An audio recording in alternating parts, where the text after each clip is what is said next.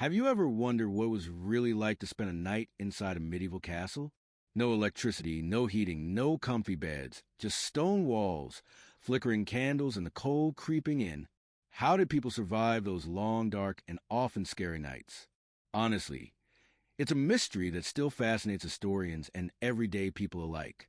Today, we're a dive into how people made it through those castle nights. And trust me, it wasn't easy.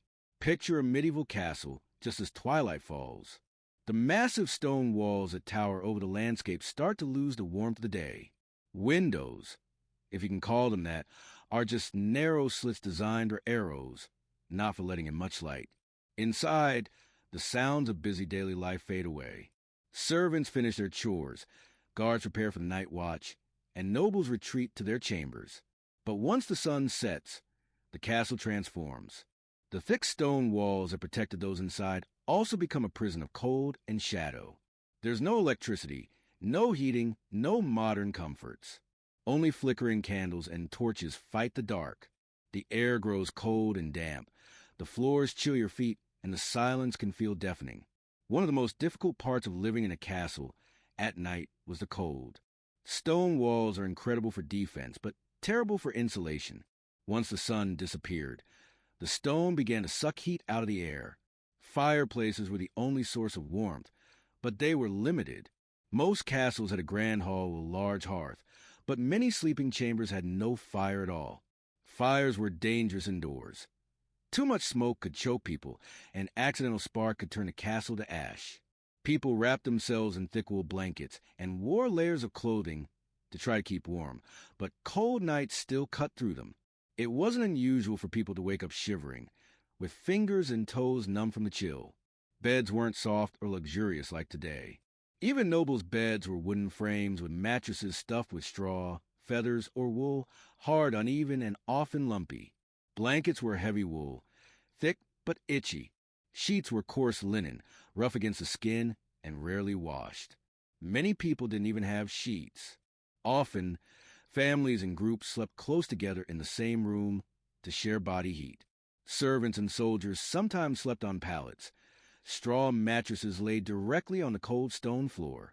The floors were cold stone or rough wood, making it hard to keep warm even with thick blankets. Because fires were scarce and the stone was cold, people used every method possible to keep warm. Wearing several layers of clothing was common. Woolen shirts, trousers, thick socks, and nightcaps helped trap heat. Covering the head was especially important because most body heat escapes from there. Sleeping caps were standard for adults and children alike. People often huddled together in groups to share warmth, especially during cold months. This closeness helped, but it also meant little privacy. Some castles had solar chambers, rooms designed to capture sunlight during the day and hold heat. Nobles had chimneys and heating vents in some rooms, but these luxuries were rare. Medieval castles were far from clean. Bathing was rare, waste disposal was basic, and food scraps were often left out. This made castles prime breeding grounds for pests. Rats roamed freely, searching for food and shelter. Fleas, lice, and bedbugs infested bedding and clothing, biting people as they tried to sleep. Rats were more than a nuisance. They spread disease and destroyed food stores. People kept cats to hunt rats and mice, but pests remained a constant problem. To repel bugs, people hung bundles of herbs like lavender, rosemary, and sage. These herbs also masked foul smells. Despite these measures, pests were an ever-present, uncomfortable part of life. At night, the castle was plunged into darkness. The only light came from candles or torches. Candles were expensive and made from animal fat or beeswax. Tallow candles smelled unpleasant and burned quickly, while beeswax candles were more expensive and reserved for the wealthy. Because of fire risk and cost, lighting was kept minimal. Many rooms remained dim or completely dark. People memorized the layout of rooms and halls, moving carefully to avoid accidents. Navigating stone corridors with only candlelight was tricky and dangerous. Castle nights weren't just cold and dark, they were scary. Castles were built to defend against attackers, and danger could come at any time. The wind howled through narrow windows and arrow slits, which creaked. Distant dogs barked and footsteps echoed. Every sound sparked fear. Superstitions ran strong. Ghost stories, curses, and legends of hauntings were common. People believed spirits haunted certain rooms, making nights even more frightening. Night guards were vital for safety. They patrolled walls, corridors, and gates all night, armed with torches and weapons. Guards kept watch for enemies or fires. While their presence was reassuring, their footsteps and voices sometimes disturbed others' sleep. Their watch was exhausting, but essential for survival. Before bed, people ate warm food and drank hot beverages to help keep warm.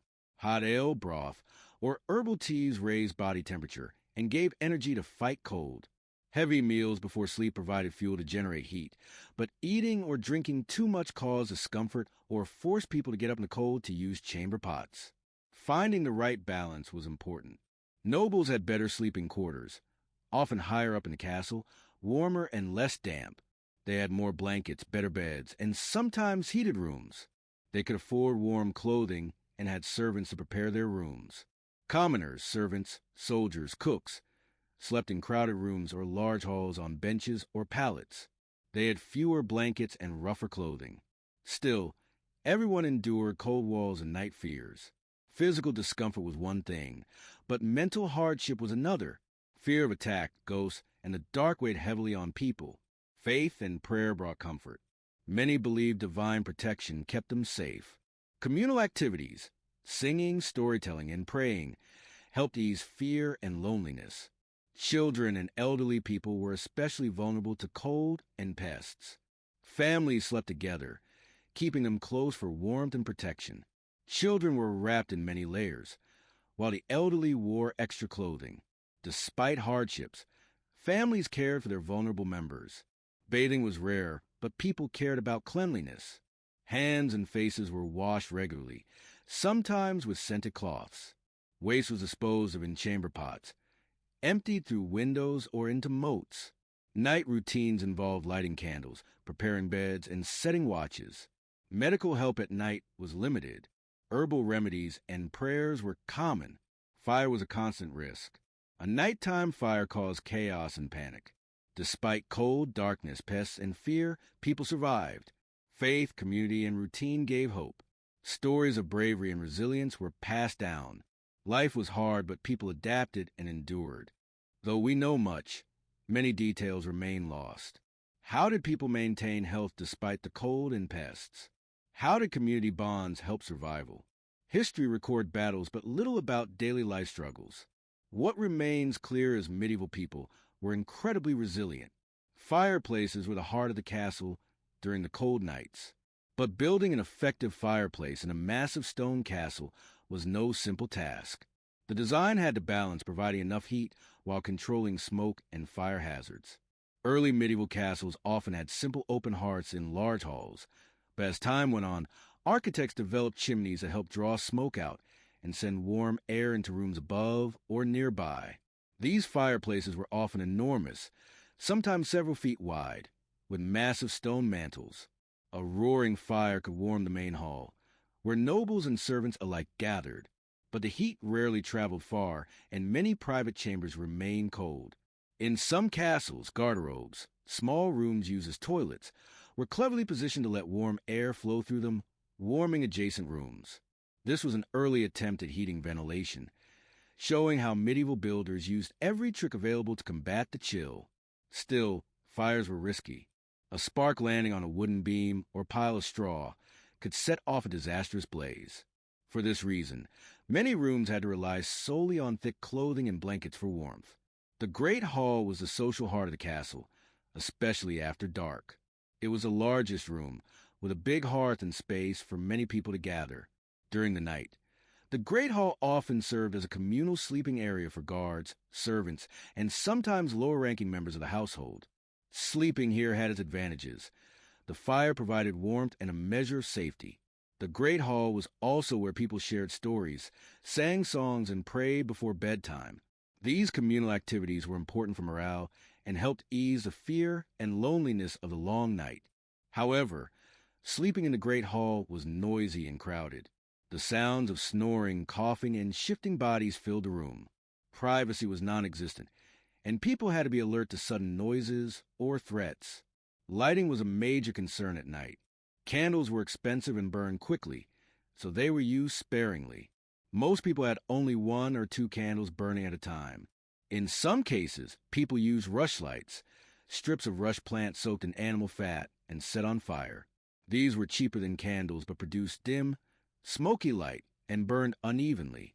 Nobles could afford beeswax candles, which burned brighter and cleaner but were a luxury. People had to balance the need for light with the risk of fire and the limited supply of candles. This often meant rooms were dimly lit or dark for much of the night. Though it may sound shocking today, bathing was a rare event in medieval times, often reserved for special occasions or warmer months. People believed too much bathing could be harmful, and hot water was hard to come by. Despite this, cleanliness of hands, face, and feet was still important.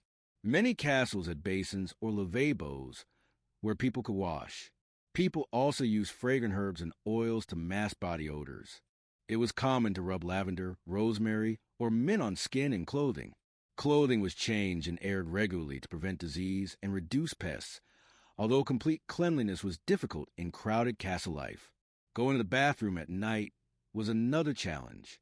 Castles did not have indoor plumbing, as we know it today. People used chamber pots kept under beds or nearby, to relieve themselves during the night. The waste was then emptied out windows or into castle moats, often leading to unpleasant smells. Because of the cold and the fear of falling in the dark, many people tried to avoid getting up at night, which sometimes led to discomfort or health issues. Castles were military structures designed for defense. This meant security was tight, especially at night. In addition to guards on patrol, some castles used alarm systems. Bells or horns could be sounded to alert inhabitants of an attack or fire. Lookouts kept watch from high towers, scanning the dark landscape for any movement. These security measures helped people sleep more peacefully, knowing someone was always on alert. The medieval social hierarchy was clear even at night. Nobles and high-ranking officials had private chambers with better furnishings, thicker blankets, and sometimes heated rooms. Servants, soldiers, and lower-status individuals slept in communal areas or shared rooms. This hierarchy meant comfort at night was tied directly to social rank and wealth. However, in times of siege or emergency, these divisions could blur as everyone worked together to survive. Religion played a huge role in medieval life, including how people faced the night. Before sleep, many said prayers or attended evening services called Communal, which were meant to protect the soul during darkness. Holy water crosses and religious charms were often kept near beds to ward off evil spirits. Many believed that night was a time when supernatural forces were strongest, so faith offered comfort and protection. Children in medieval castles had a tough time. They shared the same cold, dark rooms as adults and faced the same pests and fears. Families often kept children close for warmth and protection. Stories and lullabies were used to soothe fears. Childhood was harder then than today, with survival a daily challenge. Castles had to store food carefully to last through long winters and sieges. At night, servants or guards sometimes checked food stores to prevent theft or spoilage. Rats and mice were constant threats to food supplies, so storage areas were locked and protected by cats. Sometimes, scavenging or searching for leftovers was necessary for survival, especially for lower classes. Living in such harsh nighttime conditions took a mental toll. Fear, cold, hunger, and pests combined to wear down even the strongest spirits. Many turned to storytelling, music, and faith to keep their minds occupied. The strong sense of community helped people support each other through difficult nights. So, after everything we've explored, can you imagine surviving just one night in a medieval castle? The bitter cold, the echoing darkness, the scratchy beds, the crawling pests, the fear of attack, and the constant uncertainty. No soft pillow, no warm bath, no light switch, just your wits, your layers of wool, and the hope that nothing terrible happens before morning. Yet somehow people endured. They adapted. They built routines, relied on faith, leaned on each other, and made it through those long, uncomfortable nights. Night after night, year after year. And it wasn't just survival. Life continued. Children grew up. Families laughed. Stories were shared by candlelight. What's amazing is not just how hard those nights were, but how human beings, across all levels of society, found strength, warmth, and resilience in places that seemed nearly impossible to live. If you made it this far, thank you. I hope this journey gave you a new appreciation for the grit and courage of medieval life. If you want more deep dives into real history, the raw, the gritty, and the surprisingly relatable, make sure to hit that subscribe button. There's so much more to uncover. I'll see you in the next one.